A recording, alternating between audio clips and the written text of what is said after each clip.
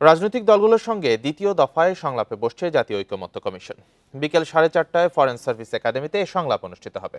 ওয়ালটন আবারও মিলিয়নিয়ার অফারে ওয়ালটন ফ্রিজ কিনে আপনিও হয়ে যেতে পারেন মিলিয়নিয়ার। প্রধান উপদেষ্টা অধ্যাপক ডক্টর মোহাম্মদ ইউনূস আলোচনার উদ্বোধন করবেন। সংলাপে সংস্কার প্রক্রিয়ার সঙ্গে যুক্ত সব রাজনৈতিক দলকে আমন্ত্রণ জানানো হয়েছে। এই সংলাপের মধ্য দিয়ে জুলাই সনদ ঘোষণার চূড়ান্ত পর্যায়ে পৌঁছাতে পারে সরকার। আজকের সংলাপে সূচনা করবেন প্রধান উপদেষ্টা। ঈদুল আজহার আগে এবং পরে আরও কিছু বৈঠকের সম্ভাবনা রয়েছে। প্রধান উপদেষ্টার নেতৃত্বাধীন জাতীয় ঐকমত্য কমিশনের সঙ্গে রাজনৈতিক দলগুলোর প্রথম দফার আলোচনা শেষ হয় 19শে মে। সেই দফায় কমিশন বিভিন্ন দলের সঙ্গে একাধিক দফা বৈঠক করে।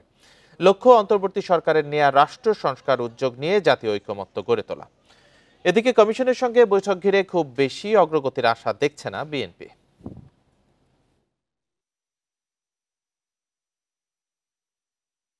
ওনারা যে কোশ্চেনের আমরা উত্তর দিয়েছি, যেগুলোতে আমরা অ্যাগ্রি করেছি সেগুলোতে টিক মার্ক দিয়েছি, যেগুলোতে অ্যাগ্রি করি নাই সেখানে আমরা ফুটনোট দিয়ে দিয়েছি। সুতরাং এখানে নতুন কী আলোচনা হয় আমি জানি। মিটিং তো অনেকগুলো হয়েছে, আশাবাদী কিছু তো পাওয়া যায় নাই। তো আগামীকালের মিটিংও যে আশাবাদ কিছু আসবে আমি খুব একটা এক্সপেক্ট করি না, যদি না তারা মেন্টালি রেডি হয়ে থাকে যে একটা চার্টার সই করবে অ্যাগ্রিড পয়েন্টসের উপরে।